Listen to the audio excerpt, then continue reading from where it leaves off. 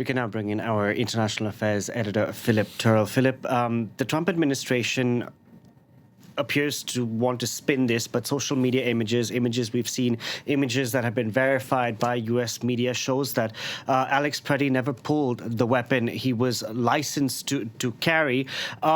This whole episode, the second U.S. citizen to be killed in this city, has even pushed two former U.S. presidents to speak out.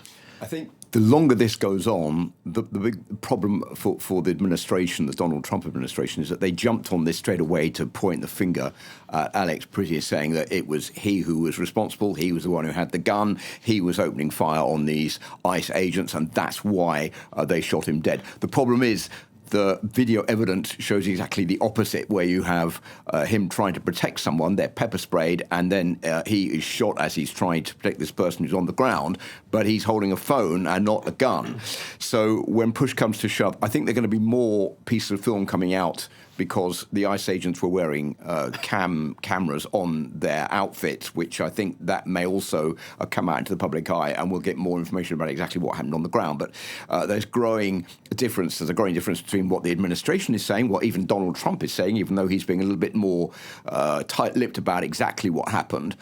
Certainly as far as Kristi Noem, the head of the Department of Homeland Security, said, and those who are in charge of these ICE officials, or these ICE workers, is that it appears to be the contrary, that this is just another innocent victim who was killed trying to protect someone and was not trying to attack these ICE agents.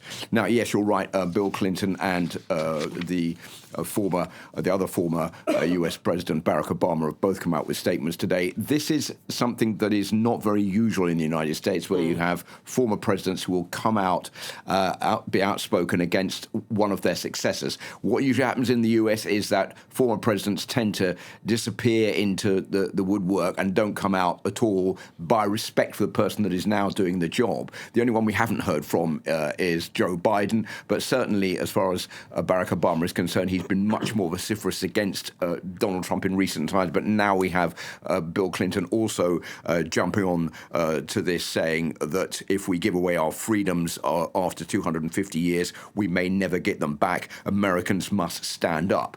So all of this is a rallying call for the work of these ICE agents not to continue, more pressure on the Trump administration, which is beginning to find itself, I think, pushed into a corner here. Is Donald Trump becoming more isolated? Because have Republicans within his party started to speak out? Okay, a couple of points here which I think are important to underline. Yes, I think he has. Whether or not Donald Trump is going to take that on board, we don't know. Just some figures for you, just to put all this into perspective. First of all, for example, Donald Trump is doing badly in the opinion polls. 55% are against what he's doing, compared to only 41% in favour. He's been saying that this is the work of fake news, of false polling institutes, but that is what the polls, New York Times poll, for example, is giving those figures. Second point is a report by the Cato Institute in Washington back in November.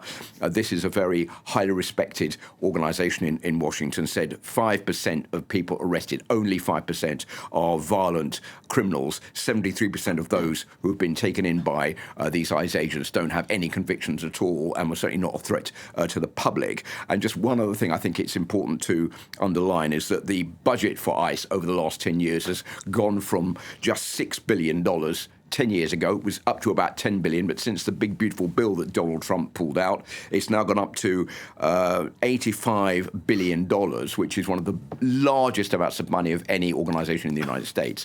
So we don't think there's going to be much of a change there at the moment, but certainly Donald Trump is stumbling in trying to justify what's going on, saying they're doing a tremendous job. I think public opinion is certainly swaying away from that.